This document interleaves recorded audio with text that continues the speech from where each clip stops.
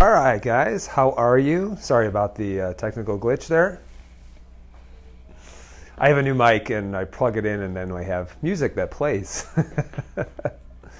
All right, guys, I hope you had a great Monday evening. My name is Dr. Nathan Thompson with Exemplify Health Center, your Wellness Way affiliate, right here in Yorkville, Illinois. Again, happy Monday. I hope you guys had a great Thanksgiving. Just got back from all the Thanksgiving festivities and I need a nap, all right? How you doing, Diane? It's good to have you on. I'll wait just a little bit for people to jump on. Make sure you guys watch this to the very end because I'm going to go over with you guys our 12 days of Christmas giveaways. Just remind you that is going to be coming up, and we will be kicking that off on Wednesday, but I'm going to give the details a little bit tonight and a little bit tomorrow as well. You're going to be seeing a lot of me going live over the next couple of weeks, all right? So let me know what you guys did for Thanksgiving. Hope you guys had a great Thanksgiving weekend. And I was able to see both sides of the family, so it was absolutely wonderful. Absolutely wonderful. All right. And just before I go into what we're going to talk about tonight, exercise, how much is too much? How much is too much? I'm going to answer that question for you. And I'm going to go over with you all of the different symptoms that you might be training too much. Now, if you don't exercise at all, then there's something interesting. You still may have some of the symptoms. I'm going to show you why. But this is really geared towards people who exercise, but particularly people who over-exercise. And yes, I'm talking to a lot of you CrossFitters, all right? And I'm going to tell you a reason why I know this so well. But before we go over that, I want to thank you personally. Last week's video that we did absolutely exploded. I think we had over 100 shares, so if you shared it, I appreciate it. Thank you very much. If you haven't watched it, go back and watch it. And we talked about like the fact that we're masking, yet people are still getting sick. And the reason why the big picture is because it's not about a virus. It's about the host and how strong the host is. So it's your ability not to try to always lower your viral load, but actually to welcome that in, but have a person who is strong enough to be able to handle all of those different issues, viral infections and things like that. So it's all about the strength of the host, all right? So let's talk about exercise. How much is too much, all right? Now, the reason why I want to go over this is coming up in January, I'll be leading the Wellness Way Lifestyle Group with exercise, but I see a lot of people who they do a little bit of exercise and it absolutely just tanks them and destroys them. But there's some people that exercise all the time. In fact, I had to have a conversation with someone, today who looked at her lab work and I said, I think you're over-exercising, all right? So I'm going to go over with you the symptoms of over-exercise, but one of the reasons why I got into this, because when it comes to exercise or actually doing anything, I never do it halfway. I want you to know that. So if I want to be great at exercise, I go all out. In fact, there was times where I never took a day off from exercise for like 3 weeks at a time, and I started to pay the price for it. So I remember about 3 years ago, I spent time where I was always getting injured, okay? Everything in my body always hurt. Like I would wake up in the morning, it'd take me 10 minutes just to feel like I could actually function for the day. I went through over the course of a year, I hurt my lower back, I tore a disc 4 separate times. And each time it took me 6 weeks to be able to recover from. So I spent literally half of the year just feeling like absolute garbage, having a terrible, and if you've ever had pain from an acute low back injury, it is debilitating type pain. I remember I had a shoulder injury, my knees were hurting all the time. I remember I actually tore a bicep tendon. I felt like my body was just never recovering, never healing, always inflamed. And I got to the point where my tissues were just breaking down all of the time. And so I got into that, and I had to come to the conclusion that I was suffering from too much exercise. All right. And I'm going to show you how you can get that back under control by paying attention, obviously, to this one hormone. So let's answer this age-old question, guys. is how much is too much? Well, I want you guys to look at this, and I really like this graph. I'm going to add one thing to it. I want you to think of this. These are 12 signs. I'm going to add a 13th that you are overtraining. So number one, you're showing signs that you're overtraining because your performance is not getting better. It's actually getting worse. Now, just full disclosure, my wife and I, we own a CrossFit gym. We actually had a couple, but we have one now. And so, sometimes we see that people's performance get worse, and you have to ask the question, okay, is this person actually recovering enough? Are they getting enough sleep? Why is their performance getting worse, yet they're coming to the gym and they should be actually getting better? So, for example, if you did a workout, you did 5 burpees or 5 minutes as many burpees as possible, and let's say at one point you're able to do 60 burpees in 5 minutes, but you were training and then you come back 2 months later and you're only able to do 40 burpees, you're seeing a decrease in performance, and there's something wrong that's actually going on. If you are actually feel like you're having an increased difficulty in actually trying to elevate your heart rate, or you just feel very unmotivated doing it, or you just feel like I just can't get that extra oomph, that can be a second sign that's going on. Number 3, if you get excessive soreness, meaning you work out and you are just obliterated for 4 or 5, 6 days after, everything you do is making you sore, that is a sign of overtraining. If you start to lose your appetite, that is a sign that you could be overtraining. If you are fatigued all of the time, that could be a sign of overtraining. And I'm going to show you really what overtraining is, because you can also have all of these different symptoms and all of these different signs even if you're not exercising. So I'm going to show you really what the culprit is. Number 6, mood problems, lack of focus. All right. Number 7, poor sleep or insomnia. All right. How many people are suffering with poor sleep? Number 8, decreased libido. All right. Number 9, frequent illness or poor immune system function. Number 10, frequent or nagging injuries. Okay. Number 11, fat gain and muscle loss. So you're putting on fat. Even though you're working out, you continue to put on fat, but you're actually losing strength and you're losing muscle mass. And number 12, elevated morning resting heart rate. So this is really important, in the morning, that if your heart rate should be the lowest. If you wake up and your heart rate is at 85, 90 beats per minute, you got a problem. So there's a problem that's going on. I'm going to show you this hormone of why this can be causing. So it can be exercise, it can be other things that are involved with stress. But when I looked at this a few years ago, I was actually having an issue with every single one of them. And I thought this, I'm like, oh my goodness, I think I'm just over the hill. I'm too old. I'm too old. It's never going to be the same. Everything's going to get worse. And that's what a lot of people say, is they say, it's just, I'm just old. Or they say, Dr. Nate, it just sucks getting old. And I say, really, getting old, you shouldn't just go off of the cliff all at once and everything gets really bad. You're going to see as you get older, you're not going to be quite as strong. You're going to see performance go down just a little bit. But I'm amazed at what I am able to do, even at 43 years of age, okay? So I still have better strength numbers and better workout numbers than I did even when I was 33 years of age. And you really are redefining what it means to actually get old. So guys, a lot of these issues and things like that aren't necessarily that you're getting older.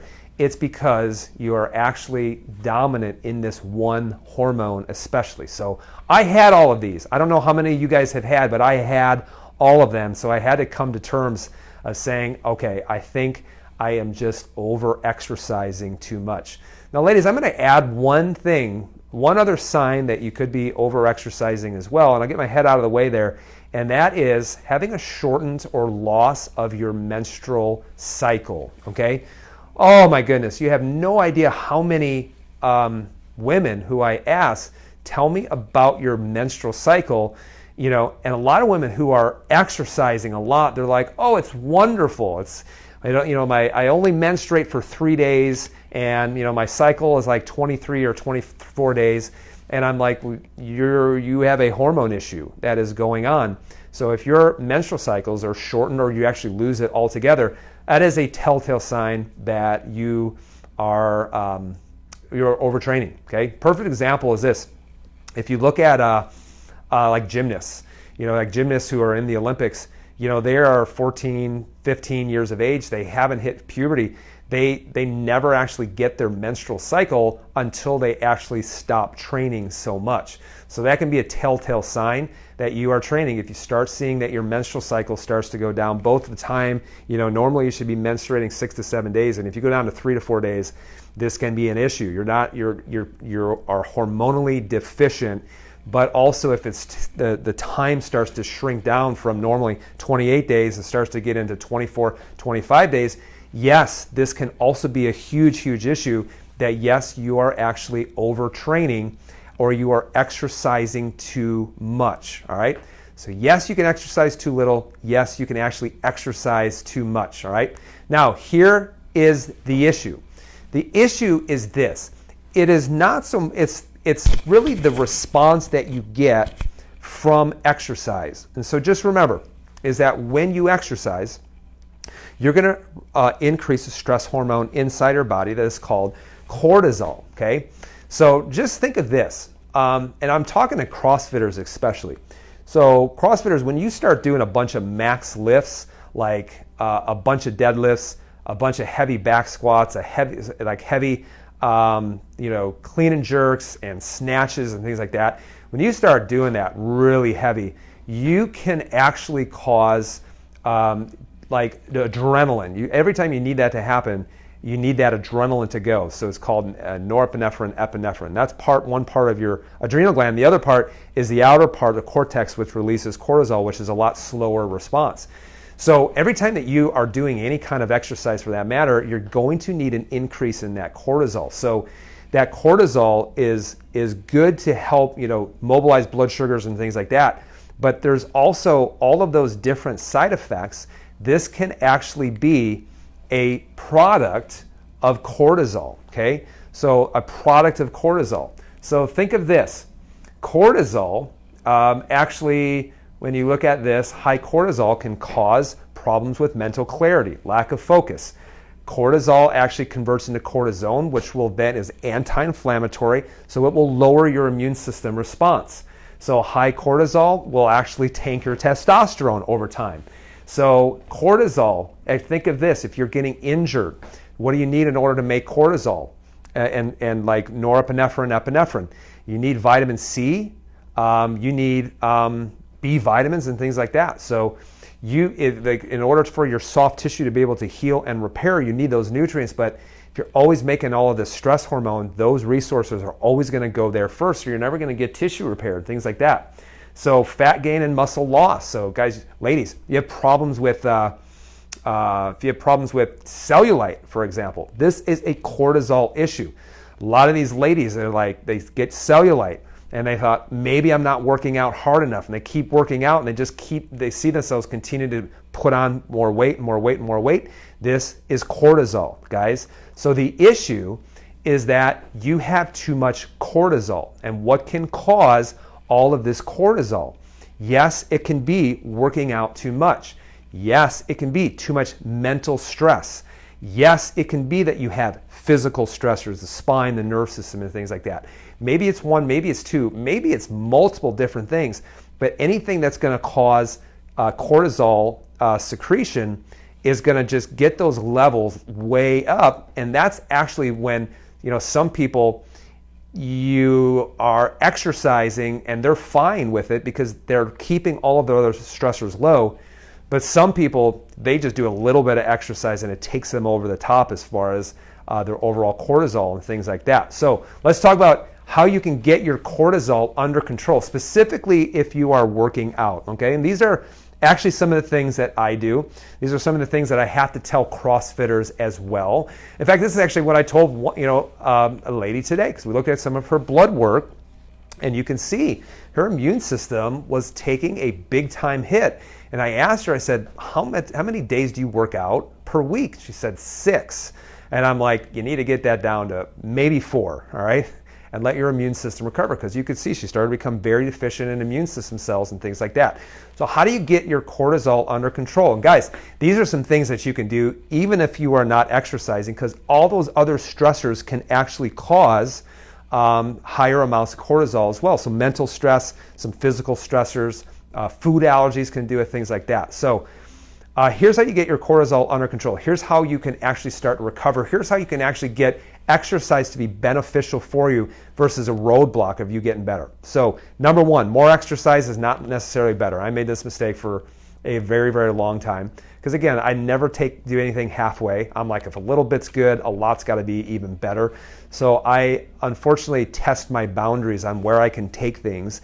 And so that's why I feel like I have a pretty good understanding because I've always tested my boundaries. So when it comes to exercise, more is not necessarily better. And that's one thing that I've learned, is that you make sure that you are taking rest days, okay? I had a conversation with another guy, because he's like, man, I worked out every day over the last 10 days, and I'm like, you need a rest day? And he's like, oh, no, I'm feeling pretty good. But the problem is if you feel like you need a rest day, then you are too late in taking your rest day. So you should be able to take a rest day. And this is why for me, a lot of times I just do 3 on and 1 off. And by that one day, I'm like, oh, I really want to work out, but I know that if I can take a rest day, if I can lower that cortisol load, I know that will help me to be able to heal and recover and keep me moving forward like this, versus actually going up, getting injured, going down, and then trying to rebuild myself back up to where I was before.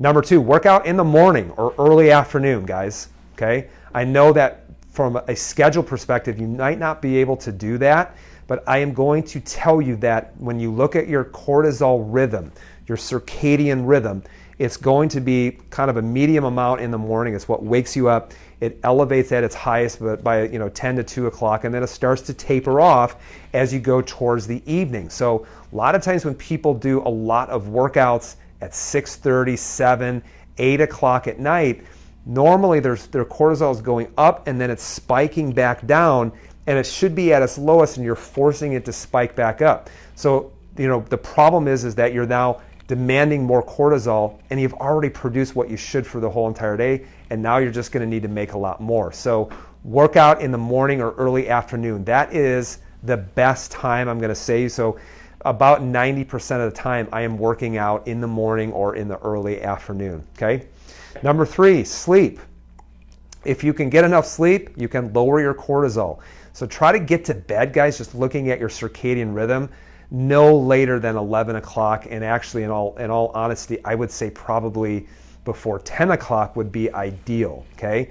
So you want to get to bed at that point in order to honor that circadian rhythm. And I'm actually going to be going over sleep probably within the next week and a half or so, and talk to you about like the best types of sleep and things like that, and when you should be sleeping, and what the rhythm should be with your sleep, and when you get restorative sleep and when you get REM sleep, and why you may not feel recovered when you get even a full night's of sleep. So when you look at that, get to bed no later than 11 o'clock, all right? All right, next one is nutrition. Watch your sugars and your food allergies, please, all right? Because just remember this, sugar is going to cause a spike in cortisol once you actually increase your blood sugars and then they tank, all right? So this is why if you're eating tons of processed carbohydrates, you see that initial surge, high blood sugar, then the blood sugar actually tanks, and then that demands your adrenal glands to release cortisol to start to mobilize sugar again to try to get your blood sugar back up. So watch your sugars, please. And then also, guys, if you've been tested for food allergies, which I personally believe everyone should, and you just have to understand how to put food allergies in context, because it's a wonderful immune system test. And it's also a good indication of how intact and how good are your barriers and how well are you actually digesting and processing your food, okay? So food allergies, because every time that you are going to have a food allergy that requires an inflammatory reaction, guess what? You're going to spike cortisol as well.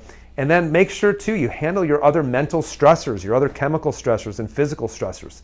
So this is why, guys, when people are actually doing well handling mental stressors, when they're actually doing well when it comes to their nutrition and their food allergies and their sleep, they're getting adjusted, they're doing specific spinal rehab, when they're doing all of those other things, then yes, because it's lowering cortisol over here, over there they can handle a little bit more exercise and they'll be able to recover better.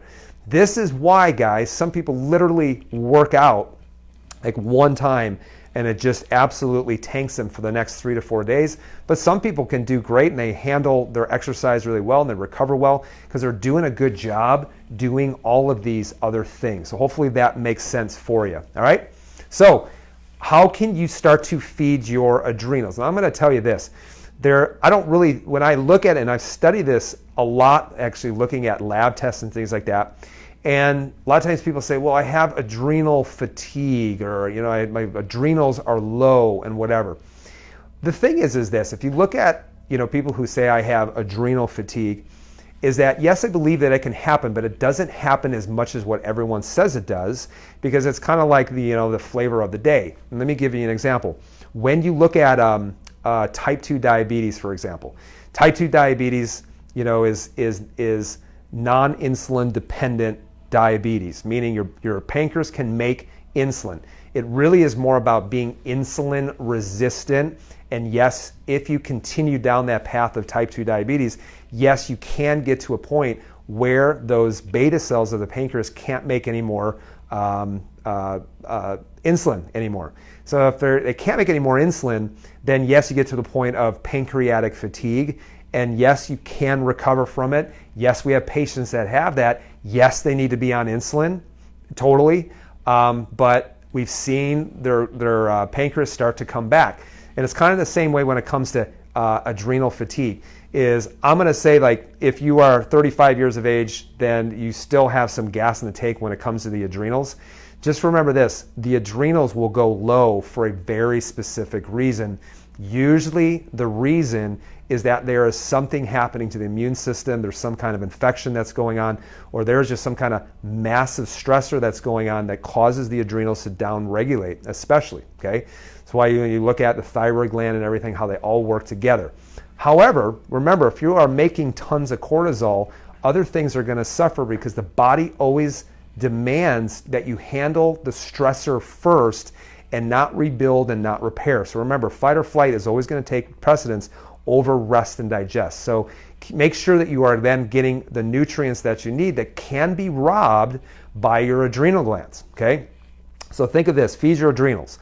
So B vitamins are huge. So vitamin B6, B12, those things are going to be huge. Vitamin B5 is going to be huge as well. So these things are actually needed in order to make cortisol. These things are needed in order to make norepinephrine, epinephrine. Also, make sure that you're getting plenty of vitamin C. So that's why as a food, I love Camu. It's got the highest amount of vitamin C. But guys, you can get vitamin C from a lot of different sources as well. Most of you don't get enough vitamin C. It's fats, it's water soluble. You cannot store it. You're going to need to get it every single day, including your B vitamins. So make sure you get enough vitamin C. I actually take about 1,500 to 2,000 milligrams of vitamin C every single day. Okay, very hard to overdose on it.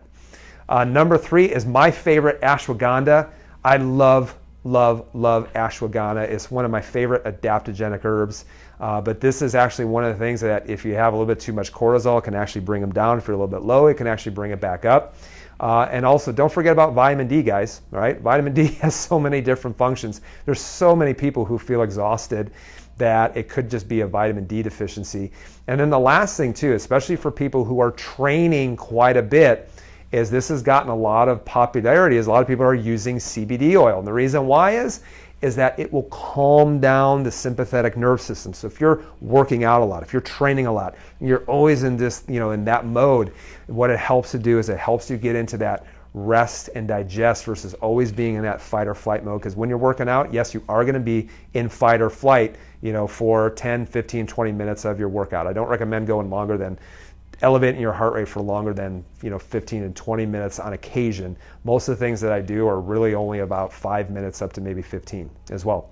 So California poppy, CBD, these are great things that help to lower that sympathetic response inside the body. California poppy can actually block at the brain the whole hormone cascade that allows your body to release cortisol. So this is why I love doing that, especially for people who are just chronically stressed all the time, because it just gives the body a little bit of time to be able to recover while it blocks that stress response. Because remember, when you have a stress response, that cortisol response can last for hours. It can last for hours. And let me ask you a question. If you get stressed 6 to 7 times in a day, you are spending most of your day being very cortisol dominant, being in this high cortisol type of hormonal atmosphere. So remember, anytime you get stressed, it spikes that, which is why if you're stressed for a lot of your day, your immune system is going to tank as well. So all of these different things are really awesome. But I will always say this, is always get tested. Always get tested. You guys know your food allergies. Dutch testing is great, things like that. There's a lot of different tests can actually see what your adrenal function is, but my favorite for that is actually looking at the Dutch test, all right? So feed your adrenals, all right? How many of you are working on feeding adrenals? And these are things that I actually take every single day because I do work out. I actually took about 6 weeks off from working out just because I looked at some of my immune system markers and I knew I needed to I needed to reduce some stressors that were taking place inside of my body. So the big takeaway is this, guys. Exercise should be there to improve your health, all right? I know it sounds simple, but if it's not, then what you need to do is you need to reassess your plan. If it is making you weaker, if it's making you lose sleep, if it's making you gain fat and lose muscle mass, if you have, if it's not serving you anymore and it's not putting you in, if it's lowering your immune system response, you need to reassess your plan when it comes to exercise. Some people need to take some time off, okay? Some people need to exercise more, but how do you know, whether you need to do that or not? You always test. You always test. We have a saying, we don't guess, we test. I get messaged all the time where people who just want me to just tell them random supplements to take, and I won't do it because I say you need to get this test first so that we know exactly what you need, how much you need, if you need it, or if there is something else obviously going on. So just remember, exercise should improve your health, and if it's not, please reassess your plan and figure out what you need to be doing differently, because the definition of insanity is doing the same thing over and over and somehow expecting a different result. All right. So let me say hi to a couple of people that are on right now. Shirley, how are you doing? Thanks for watching. Maureen, how are you? I hope everything is good. Nancy, good evening. Nice to talk to you. Nice to see you. Mike, how are you doing? Deb, how are you doing? It's good to see you on here. Dwight, thank you for joining us. Della, I think you're new. I haven't seen you before, Della. If I have been here before, I apologize for not saying hi. Cheryl, how are you doing? Krista, always good to see you. Nancy, always good to see you. Nancy, I think I did this for you, all right? Just so you know, I'm just kidding. All right, so one question I'm going to answer. Someone asked, do you think sleep trumps getting up early and losing sleep? Like if you had a bad night of sleep, skip the workout. That's a tough one. It really is a tough one because more context would be like, how many days did you train before? What do you have coming up? Do you have a competition that's coming up that you need to, in fact, do train? But I would always will say this, is that if you get a bad night of sleep, figure out why you had a bad night of sleep, and yes, skip the workout, okay? I would maybe skip the workout because if you do have a bad night of sleep, you're going to see your cortisol levels go up, and then you work out, they're going to go up obviously even higher. So that's actually a great question. I appreciate you asking that. So hey guys, coming up, okay? Coming up. I love this. So we are in a time where people are fearful, people are scared, people are turning on each other. It's like we're all in this together. Believe me, I know this. I've had some angry people at me the last couple of days. And so people are just, oh my goodness. And I had the idea, I said, you know what? I was like, we're in this time where everyone's just trying to hunker down. Everyone's mad at each other. Everyone's trying to protect each other. Everyone says wear a mask. Everyone don't wear a mask. And, you know, a year ago we were all friends, and now everyone is against each other. So I'm going to spread some love, all right? I'm spreading love. I am choosing to love. I'm choosing kindness. I'm choosing to give. And I want to give to all the awesome people that watch every single week and all of our Facebook Lives who share things and things like that. Thank you from the bottom of my heart. But we have coming up, I'm going to go over tomorrow the video on what it's going to take in order to qualify to win a prize, over $2,000 of prizes. So starting Wednesday, we're going to have our first live video. And tomorrow I'll go over what you're going to do for each live video, what you need to do by tagging, sharing, checking in, reviews, things like that. And then every day afterwards, we're going to name the winner, and then we're going to name the next prize. So every talk will have a prize. We're going to name the prize, and then the day after, we're going to name the winner. And I will tell you this, like I always have said, that if you share and if you participate, all of you will at least win one thing, okay? All of you win one thing. Dr. Nate, how is that possible? I will explain that to you, but all of you will win at least one thing. But you're going to have to watch, and you're going to have to participate, and you're going to have to share, you're going to have to tag people. But I'll go over exactly what we want to do tomorrow, because the 12 Days of Christmas giveaways, the first one that we're going to do is going to start on Wednesday. We'll let you know what the prize is going to be. But then Thursday, we'll name our first winner, and then we'll then say what the next prize is going to be. So every day we'll be having basically a prize and also what the next prize is going to be for 12 days straight. And yes, you have to be live in order to win, okay? In fact, you can go back and you can watch it, Nancy, because we will give you 24 hours to be able to claim your prize. And if it doesn't get claimed, it's going to go into our big kitty. And we are going to then, on the Christmas Eve, we're going to donate it all on Christmas Eve. So someone will get it, okay? So yes, because we want you to watch, because I have literally 12 different talks that we're going to talk about. You name it. If you've had a question about it, it will be covered over those 12 different talks that we're going to be doing. But we're going to be giving away $2,000 of prizes. I know it doesn't make a whole lot of sense in the atmosphere that we're in this year, but I thought 2020 has just been weird. So I might as well just do something super weird, you know, to maybe that will counteract it. I don't know. So stay tuned. I'll talk to you about how you can enter and have a chance to win tomorrow, probably at about 6:30. And then Wednesday we'll be doing our first live video. So guys, I appreciate it. If you know somebody who has been over-exercising, okay, over-exercising, make sure you share this video and let them know, or tag them and say, hey, I think it would be beneficial for you to watch this because I think you have been over-exercising, but just put it nicely, because I didn't like to be told that I was over-exercising. I had to figure out myself, even though my wife told me too many times, all right? All right, Nancy, I will be doing evening lives. I may have some that are going to be in the afternoon. It just depends on when I can do them, because it is going to be 12 days straight, all right? So guys, love you, appreciate you. I hope you have had a great Thanksgiving, and then we'll talk to you tomorrow about the 12 Days of Christmas giveaways, and then we'll be kicking it off on Wednesday. So guys, be well and have an awesome evening. We will see you soon.